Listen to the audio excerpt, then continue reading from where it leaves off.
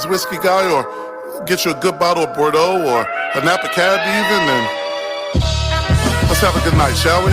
Cheers. Welcome to the upper middle class flows. I'll try not to be an upper middle asshole. Let me be your tour guide on this joy ride. Alright, stay straight on ambition, make a left on sacrifice, and you're right there. Where social media is filled with congratulations instead of niggas hating. Where I can even talk about what's happening. Cause the average niggas just think I'm capping, or even worse, bragging. They don't even get me started on taxes. Triple shout out to my accountant. Finding all the loopholes in the code. Consider 6 figures up the road is a no. And all of my friends make great livings. Every group pick you see me in is 8 digits. IUD, I ain't kidding. We'll be back after this short commercial break. Please enjoy these sounds from Awesome J.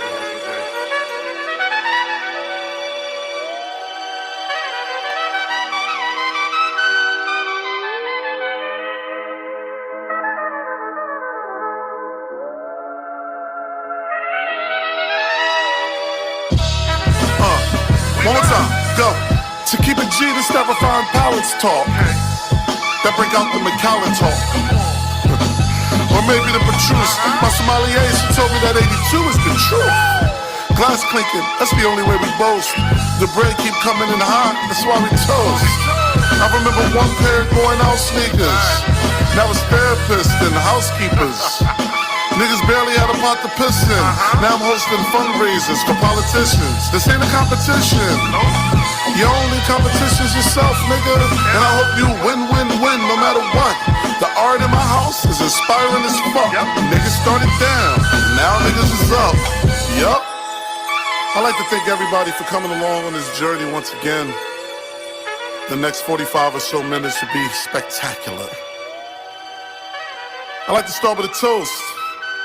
More life, more wealth, more health. Q45.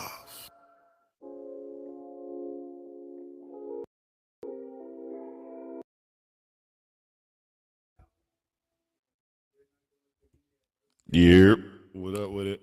What's goody? What's goody? What's up with y'all, man? It's your boy Jeez. Y'all know what's going on, man. What's good? I ain't been on. Feel like I ain't streaming in a minute. I want to watch some good content, man. And y'all know I like to laugh. Y'all know I like to laugh. I gotta watch my boy Jameis, man. I've been seeing clips, and it's too good not to watch Jameis, bro. Like I ain't gonna lie. This shit is too good. Like I'm gonna watch this first 5-minute clip, then we're gonna go to the long one. Pat McAfee show react to it. Yeah, we'll go to the long one. Then we'll get some clips of Jameis just being Jameis, man. Like, my dude is my dude. Let's just jump into it. Because if the teams themselves tried their best to be very buttoned down and stoic, we did our best to not let that happen. We teased it heading into Super Bowl week that our guy, Jameis Winston, free agent quarterback, most recently of the Cleveland Browns, spent some time with the New Orleans Saints, so he was very comfortable in the Superdome. We teased that he would be helping us out with our Super Bowl coverage, and he started it out in a big way on opening night. So we're just going to start this thing off with the best of Jameis, and we honestly had a hard time whittling it down. Let's start with, I can imagine if you're listening to this, maybe you didn't block out your entire night to watch opening night. Maybe you saw it on at a bar. Maybe it was on at your friend's house or whatever, and maybe you saw Chiefs and Eagles players catching stuff that was getting thrown at them. Yeah, that was Jameis Winston handing out W cookies. Go ahead and check that out. And I want you to do this for me, bro. I want you to eat it up, all right? Hey, that's why you play quarterback. Eat this W, and you better catch it. Boy, your hands are always eat a W for me, brother. You can catch football, but can you catch W's? Come on, you know I catch all W's. You know, baby. Oh! I got another one for you because you don't drop nothing. We're going to get you another one, and just get a plastic bag on it. I got one more for you because that was a bad throw, too. I got another one for you. Yeah, you going to keep getting these opportunities. I wish I could throw to you. It's such a full circle moment that the original Jameis Eat a W bit happened in the Superdome. He was the quarterback of the Tampa Bay Buccaneers at the time. And it's a testament to the guy's personality. At the time, it was strange and cringe that Jameis Winston was eating a literal W in the huddle with his teammates, and he has turned it into not only a quality bit, but like a defining characteristic of his personality in a good way. It's an all-time turnaround, and I just love that as we were putting this show together, as you're watching the coverage of opening night, you just kept seeing players getting cookies thrown at them. It's a perfect way to start out this segment with Jameis Winston. But I also love this. I mentioned it. Jameis Winston, done with the Cleveland Browns for the time being. He's entering free agency, still has played good football this year and in previous years. And I just love when you involve when you involve players in your coverage, you get the real talk. About Jameis, bro. Where the clips at, bro? All right, get to the clips. Yeah, we didn't want to see you. In free agency. You know, we got some room for you.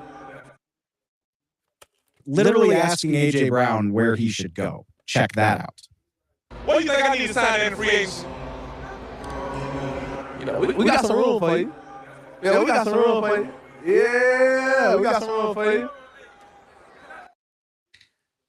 Credit to AJ Brown for being diplomatic, for referencing his own team. Respectfully, AJ, I think you got to be crazy to think Jameis Winston is going to sign this year with a team that has a definitive starting quarterback. Obviously, Kenny Pickett's still in Philadelphia as well, but Jameis Winston is good enough to at least compete for a starting job. I'm thinking Pete Carroll in the Las Vegas Raiders. I'm thinking the New York Giants. I would be surprised to see Jameis sign on to definitively be a backup as he would be in Philadelphia. But About my Australian accent. I'd love you to. Okay, this is from Crocodile Hunter.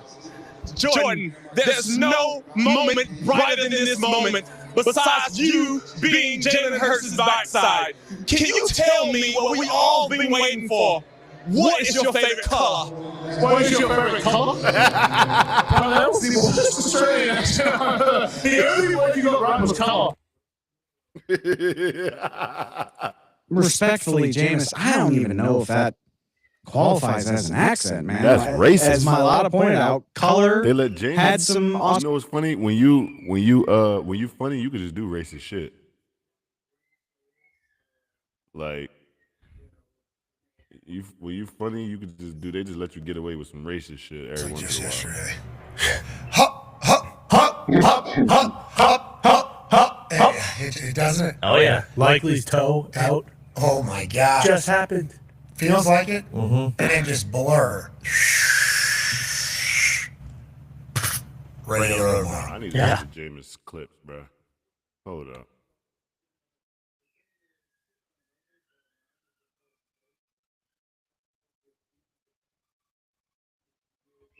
Hey, how you doing? I'm doing fine. How are you, Western Fox correspondent? Cooper Manning, admirer of your new, your natural. You got a new side gig. So Cooper, they say that you're a man of many hats. Yeah, this hat, I would say, has stood you the best.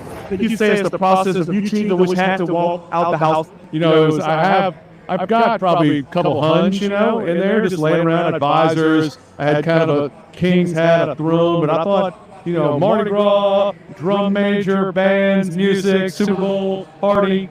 Cooper, we know that you are from New Orleans, Louisiana, and we also know your background. We know Newman had no drum major, okay? What inspired you to want to go and be a drum major after going to Newman? You know, James, it's amazing. You can host a call-in show with no callers and no guests and no side guys. You can talk forever. You have a gift of gab, my friend. Well, Cooper, I learned from you with those interviews that we used to have sitting on those couches. Yeah, man, how many great interviews have we had sitting on couches? It was like therapy.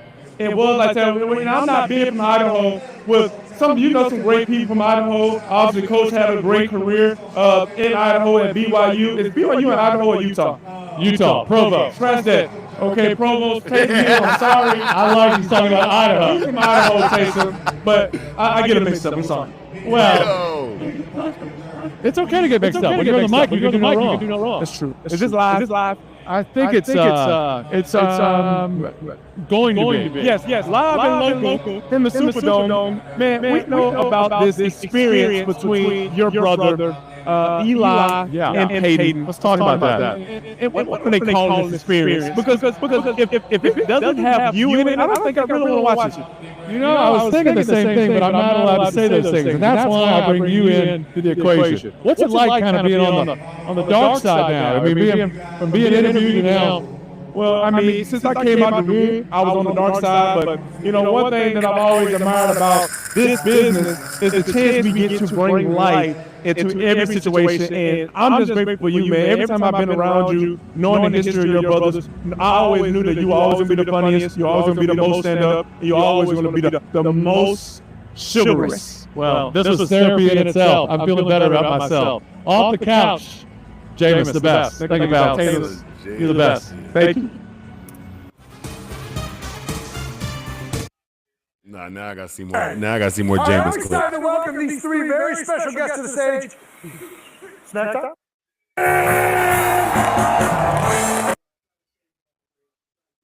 You got a good one? Oh, I've always wanted to do this, Jameis. Yeah. Hey, what is hard?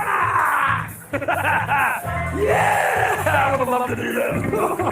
Oh, that's beautiful. That was a little gay. Up next, But whatever. my partner in crime on Monday Night Countdown, the man who gives it to you straight each week on Inside the NFL.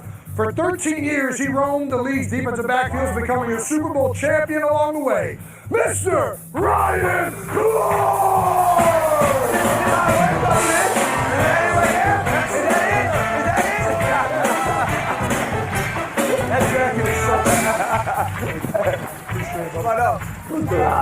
There he is. All right, and finally, his name is synonymous with toughness and grit.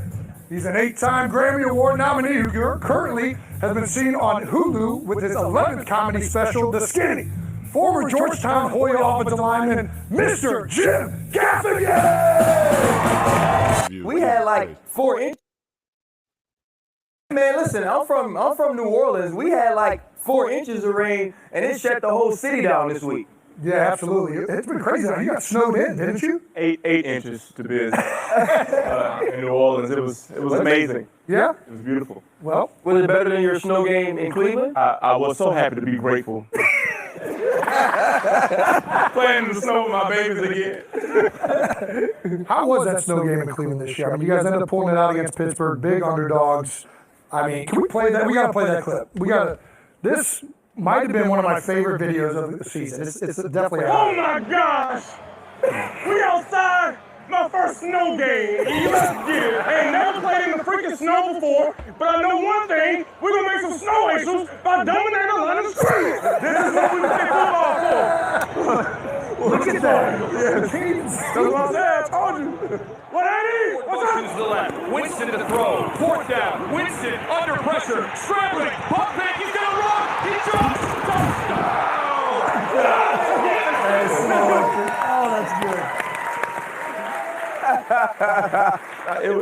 It was iconic, man. I was grateful to be in the snow, but like growing up in Alabama, like you don't see snow often. You know, so getting a chance to give it the big dogs and be covered in snow and score a touchdown, you know, a running one at that. Yeah. For me, I mean, it was the best thing ever. Hey, James, why you elbow me? I don't care. I don't want you to beat the Steelers. I was pissed off. That's why I elbowed you. But what did it feel like in the snow? This is your first one. That was my first one, yeah.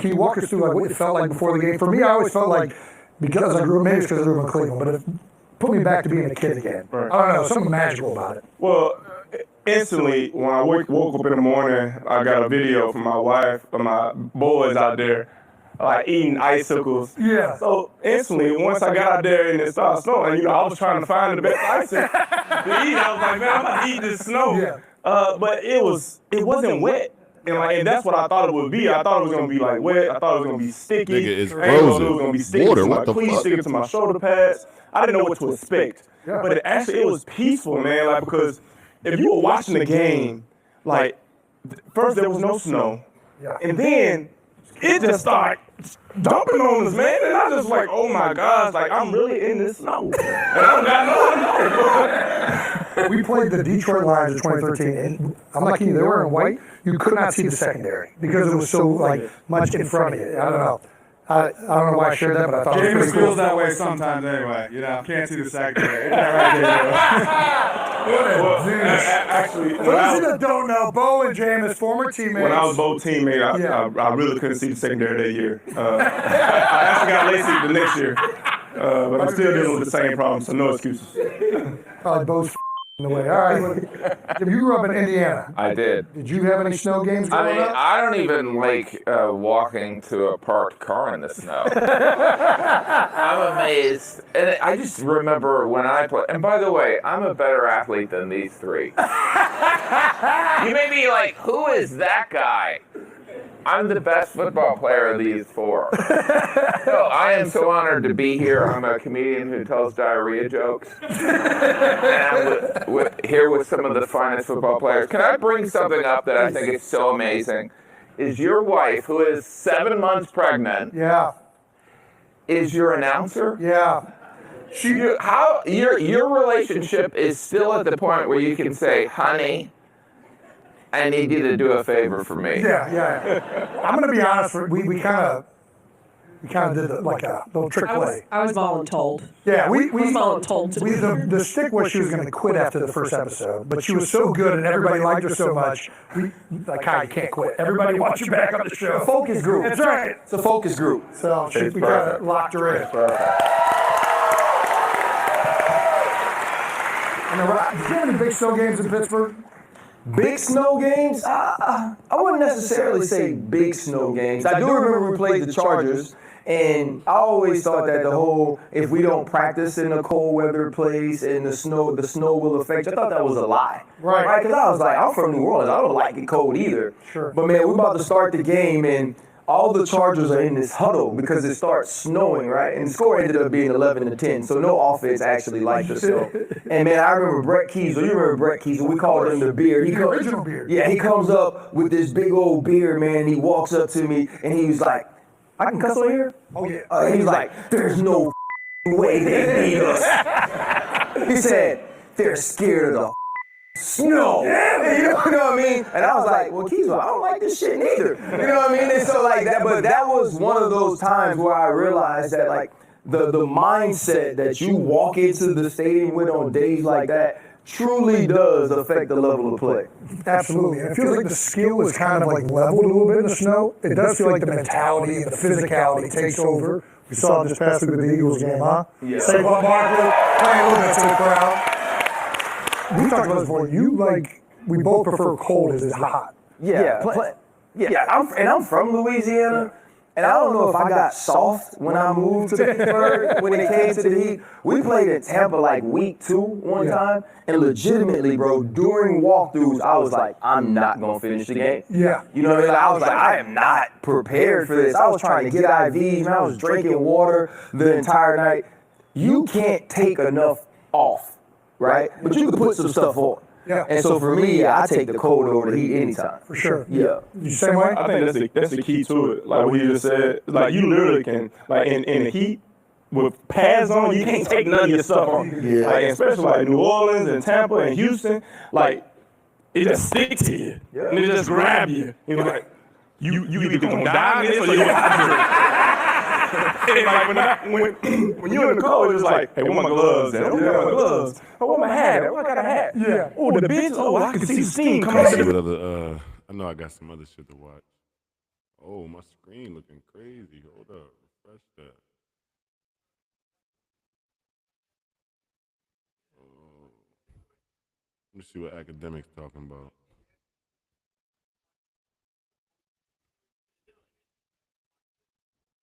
The fuck? I'm on stream. All right.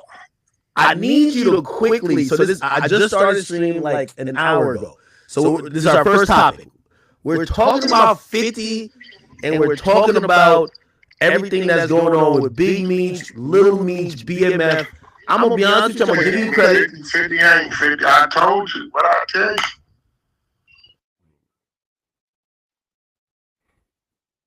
I called it. Soon as I seen Leach took that picture, I told everybody 50's gonna go battle. They told me I was tripping.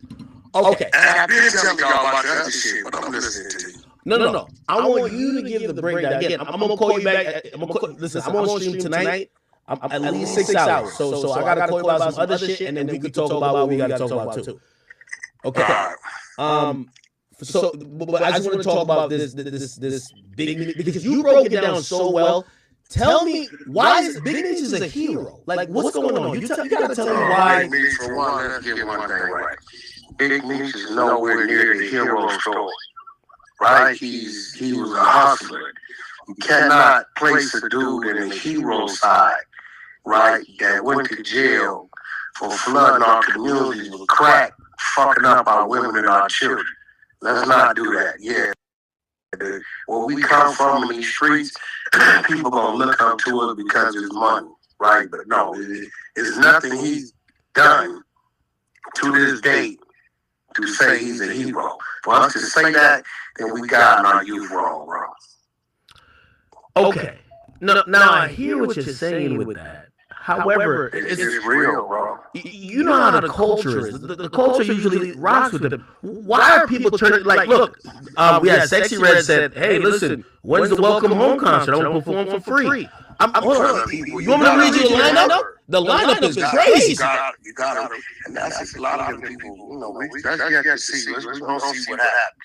One or two of them be pulling out shit like salt. Ain't nobody pulling out. Like it's Big Meech. No. He done Big Meech ain't nobody but a drug. That's it. Remember, he never made any music. Jeezy made a right turn out with Coach K and straight to Def Jam. Right? Blue eventually ended up going to jail and going bad and telling himself, right? So now let's do the math, right? Meech was a drug dealer. He was successful at it to a certain extent. That's what he was. You can't show me. I don't know why this shit look like that. You know what I mean? You know, when crack hit the streets, right?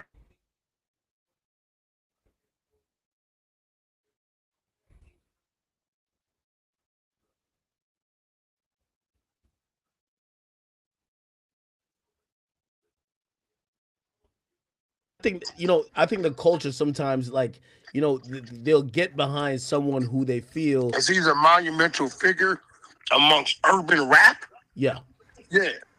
Because guess what? We idolize that. Let me ask you a question. What I'm saying? Let me ask you this question. So I keep hearing this name, Tammy Cohen.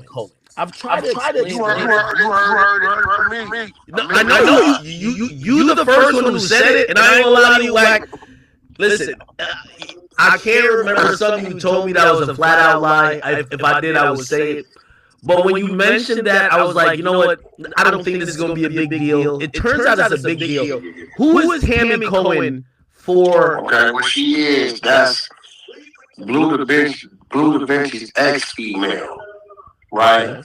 When they go to jail, Meech get up under her. She started taking direction from Meech. Now what's about to get interesting? What do you mean Meech get up? Like, okay, so that was Blue Da Vinci's girl. He starts fucking her. He started fucking her. Yeah, well, nah, everybody in jail, so Meech is the man, right? So, Blue probably didn't win his way. He locked down who he locked down with, and, Meech didn't pluck her, right? But there's a thing in there called third-party cooperation, right? The first time I ever heard that was you. I heard you. Exactly. Okay, go ahead. So listen. So let me tell you what a third-party cooperator is, right? So a third-party cooperator, let's say you run around the feds and you hear this dude, he done got cool with you, yourself, and he telling you, bro, I'm still moving heroin from Ohio to Tennessee, and you get the details, right? And let's say a female like Tammy Jabron, you done already had her make contact with the feds, letting them know that any information that you find out, that her dude finds out, he gonna be sending it through her, and she gonna be delivering it to the feds. Third-party cooperation. Meech is not calling him, he's giving it to her, and then she's delivering it to the feds by his direction. So, big Cuffy.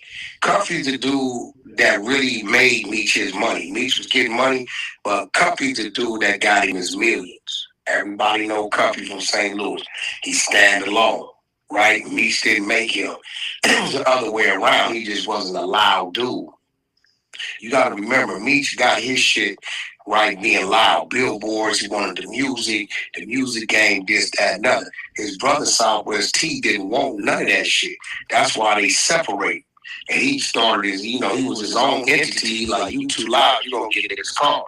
Southwest T probably talked too much on the phone. Yeah. Meech probably was too loud as a drug dealer. You literally come out of Atlanta airport, motherfucker, Billboard say, the world is BMF. Big ass billboard. Hey, by the way, I heard a story that he would, like, he was almost trying to flex on even, like whether it's Puffy or whoever else in the music business who were high up, basically showing them, I got more cars than y'all, like, yo, whatever Maybach y'all got, I got five. Yeah, but you gotta think about it. We talking about late 90s, early 2000s and shit like that. We ain't talking about who them people, who we saw them to be the last 10 years. Them niggas turned into something else. As 50 turned into something else, right? So what happens is Meech is in prison. He meets this cartel dude in Detroit County Jail, right? And they put together a play, from 100 to 1,000 birds, right? Tammy Cowan, Big Meech instructs Tammy Cowan, contacted feds, but sending this through Cuffy. Cuffy's man on the street. So it's a lineup anyway. Now, you remember back early 15, 16, 17, you was hearing Big Meech coming home early? Yeah. Now, that was this. He was supposed to got a time cut if this went through. And he would have got it, but Tammy fucked around and started fucking the federal agent, which breached his time cut, stipulations for his time cut. So now, when you're in prison, right, and you get caught conspiring to do drug deals and distribute weapons and anything of that sort, it's a mandatory automatic minimum of 10 years. Mm-hmm. The paperwork, and I got the work, the paperwork reads, it tells you the feds, he conspired to set up the whole drug deal. It all started with him, this, that, and other. But yet, whenever everybody get busted, Cuffy in the 20-some years, right, Meech don't get another day in jail at it. Now, let me tell you what